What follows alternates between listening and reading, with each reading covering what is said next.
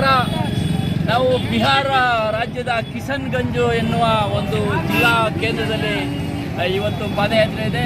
ಎಲ್ಲ ರಾಹುಲ್ ಗಾಂಧಿ ಅವ್ರಿಗೆ ಕಾಯ್ತಾ ಇದ್ದಾರೆ. ಕಾರ್ಯಕರ್ತರು, ಹಿತೈಷಿಗಳು, ಚಿಂತಕರು ಎಲ್ಲ ಬಂದು ಕಾಯ್ತಾ ಇದ್ದಾರೆ. ಈಗ ಮೊನ್ನೆಯಿಂದ ಏನು ನಡೀತಾ ಇದೆ ಕೆರಗೋಡಿನಲ್ಲಿ, ಅದು ಒಂದು ನಾಟಕೀಯ ಬೆಳವಣಿಗೆ.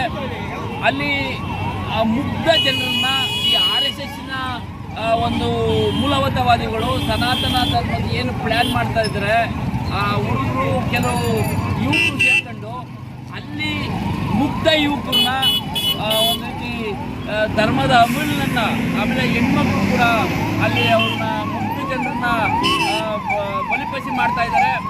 ಇಲ್ಲಿ ರಾಜಕಾರಣ ಮಾಡಲಿಕ್ಕೆ ಮಾನ್ಯ ಕುಮಾರಸ್ವಾಮಿ ಅವರು ಬರ್ತಾ ಇದ್ದಾರೆ. ಕುಮಾರಸ್ವಾಮಿ ಅವ್ರಿಗೆ ನಾಚಿಕೆ ಆಗಬೇಕು. ನಿಮ್ಗೇನಾರ ಮಾನ ಮರ್ಯಾದೆ ಇದ್ದರೆ ಈ ವಿಚಾರಕ್ಕೆ ನೀವು ಬರಬಾರ್ದು. ನಿಮಗೆ ಜಾತ್ಯತೀತ ಅಂತ ಒಂದು ಮನೋಭಾವನೆ ಇಟ್ಕೊಂಡಂಥ ವ್ಯಕ್ತಿ ನೀವು ಎಷ್ಟೆಲ್ಲ RSS ಬಗ್ಗೆ, BJP ಬಗ್ಗೆ, ಈ ಸನಾತನ ಧರ್ಮದ ಬಗ್ಗೆ ಎಷ್ಟೆಲ್ಲ ಮಾತಾಡಿದ್ರಿ. ಎಲ್ಲ ವಿಡಿಯೋಗಳು ಕೂಡ ಪುನರ್ವರ್ತನೆಗಳು ಎಲ್ಲ ಕಡೆ ಆಗ್ತಾಯಿದ್ರು. ನಿಮಗೆ ಮಾನ ಮರ್ಯಾದೆ ಇಲ್ಲ.